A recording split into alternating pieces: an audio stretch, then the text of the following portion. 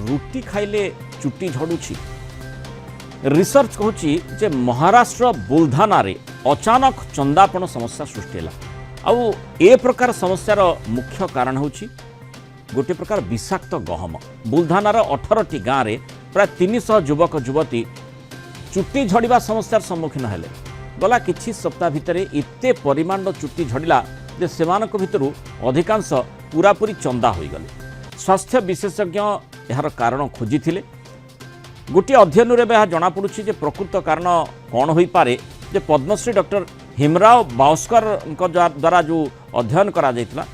ता कहूँ जे एठाकार लोक मैंने जो गहम खाऊँच गोटे निर्दिष्ट विषाक्त तत्व रही जहाँ जो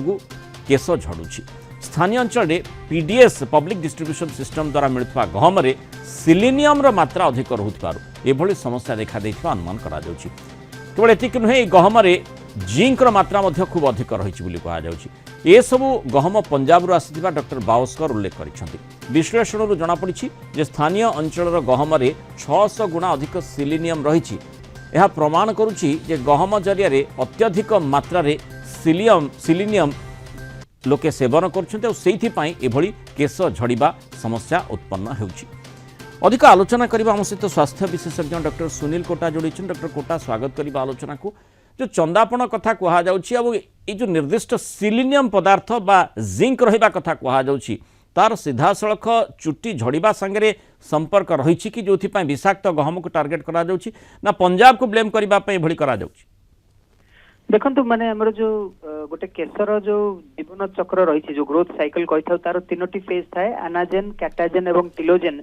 जाकी प्रायतः 90 रु 120 दिन लागि थाए एवं सेथिरे किछिटी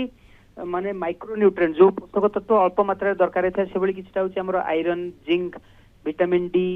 B12 फॉलिक एसिड एभली किछि तत्व रही थाए। तेणु एहार अभाव तो केश झड़िबार आम जानी आसे किंतु वर्तमान जदि देखंतु जेहेतु ये जो आपण प्रांत कथाटी कहले महाराष्ट्र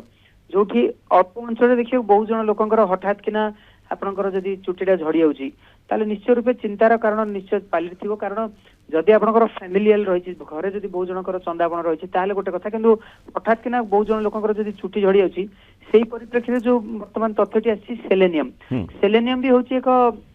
हमरो खाद्य रे एक माइक्रो न्यूट्रिएंट अथवा जो पोषक तत्व खूब कम मात्रा दरकार है कह जाउछि कि साधारणतः जन लोक को 50 माइक्रोग्राम दरकार जे होई थाए किंतु सर्वाधिक आपण 300 रु 400 माइक्रोग्राम मध्ये नहीं पारंती। विशेष कर हमर देखिबे जो माने जहा तथ्य आसी छि जे गोटे माने गोटे केजी गहम रे 1.9 मिलीग्राम सिलिनियम साधारणतः रही था किंतु ये जो गहम आम चर्चा भितर काणुचे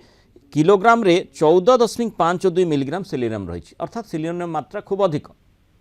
रही। विशेषकर से देखिए जो तथ्यटी आसी पहुंची से रक्त रे देखिछंती केशरे मध्ये देखिछंती चर्म रे मध्ये देखिछंती सेलेनियम स्तरटी बहु मात्रा वृद्धि होई अछि। सेलेनियम टी साधारणतः हमर देखिबे जो स्नायुर कार्य रे सहाय्य करथाय चुट्टी बढ़िबार मध्ये सहाय्य करथाय से भली किछि हमर जो अंतःस्रावी ग्रंथि रही थायराइड तथा किछि अस्थिर माने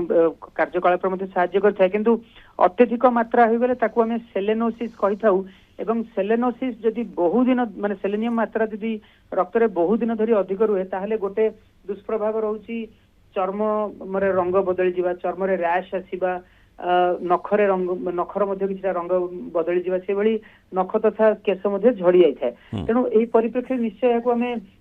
जानिबा तो निश्चय गोटे माने कारक बोली किंतु देखंतु एटा तो गोटे होछि कॉस्मेटिक प्रॉब्लम किंतु किछिटी लक्षण नथिबा मध्ये समस्या देखा जाए। विशेषकर देखिए जो मानकर दीर्घ दिन धरी रक्त रे सेलेनियम अधिक रुहे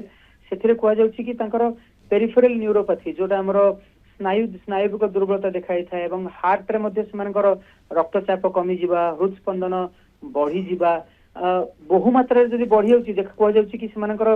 जो केंद्रीय स्नायु प्रणाली मध्ये आघात प्राप्त होइथा जोथिरे सेमानकर अपस्मार होबा कोमा एवं किछि क्षेत्र रे मृत्युवरण मध्ये लोके करिथांती। किंतु गोटे कथा जो गहम संपर्क में आलोचना करछ निर्दिष्ट भाव रे जहा कहा जायछि जे गहम रे जदि आमे जेमति गहम को आमे रुटी करी खाउछे ताकू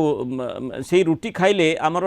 चंदापण होई पारे ए प्रश्नटी आसुछि एथि जे तथ्य से भली भाव रे जो गवेषणाटी करा जायछि अध्ययनटी करा जायछि सेथु जणा पड़िछि। निश्चय देखंतु वर्तमान जो अध्ययनटी करा जायछि एवं सेलेनियम रो मात्रा जेमति आपण कहिले प्रायतः बहु गुणा रे बढ़ी जाई अछि ସାଧାରଣତଃ ଦେଖିବେ ଆମର କୁହାଯାଏ ଏଇଟା ଗୋଟେ ଫୁଡ ଟକ୍ସିକ ରୂପରେ ସାମ୍ନାକୁ ଆସିଥାଏ ବିଶେଷ କରି ଆପଣଙ୍କର ସି ଫୁଡ ହଉ ଅର୍ଗାନ ମିଟ୍ସ ରେ ମଧ୍ୟ ଆସିଥାଏ କିନ୍ତୁ ଏଇ ଯୋଉ କୁହାଯାଉଛି ଅନ୍ୟ ପ୍ରାନ୍ତରୁ ଆସିଛି ଏଇ ଗହମ ଏବଂ ସେଥିରେ ସେଲେନିୟମ ର ମାତ୍ରା ଅଧିକ ରହିଛି ନିଶ୍ଚୟ ଗୋଟେ ଚିନ୍ତାର କାରଣ ଏବଂ ନିଶ୍ଚୟ ତାକୁ ଯେହେତୁ ଆମକୁ ଆଖି ସେମାନେ ତ କେବଳ ସେଲେନିୟମ ନୁହେଁ ବହୁ ଗୁଡାଏ ମାଇକ୍ରୋ ନ୍ୟୁଟ୍ରିଏଣ୍ଟ ର ଯାଞ୍ଚ ମଧ୍ୟ କରିଥିବେ ଯୋଉଥିରେ ସେଲେନିୟମ ର ମାତ୍ରା ଯେହେତୁ ବହୁ ଅଧିକ ଆସିଛି ଗୋଟେ ନିଶ୍ଚୟ ଗୋଟେ ଚିନ୍ତାର କାରଣ ଏବଂ ତାର ଚିକିତ୍ସା ବି ସେମିତି କିଛି ନାହିଁ ଆମେ ସେଥିରୁ ଦୂରେଇ ହିଁ ରହିବା किछि टॉक्सिक केस रे गोटे डिमेरकार्पल नामक मेडिसिन टी दिया जाय किंतु वर्तमान जो दूरे रहिबा पे हमें जानिले तो जो गहम रे ए प्रकार मात्रा अधिक रही जो पदार्थ कथा कहा जाउछि जोथि पई गहम विषाक्त बोली माने टॉक्सिक व्हीट बोली कहा जाउछि निर्दिष्ट भाव में पंजाब रु ता उत्पादन होउछि कि जो कथाटी कहा जाइछि आईसीएमआर मध्ये ताकू स्टडी करिबो एवं करिछि एवं सेही आधार रे केंद्र सरकार को मध्ये रिपोर्ट देछि देखिबा कथा परवर्ती समय से बाबद रे कोन निष्कर्ष आसुछि एवं जो गहम कथा कहा जाउछि ताकू आमे किभଳି रोकी परिबा जहा द्वारा एभଳି समस्या उत्पन्न हेबो नै। बहुत धन्यवाद डॉक्टर कोटा आलोचना रहितबारु मतामत रखितबारु।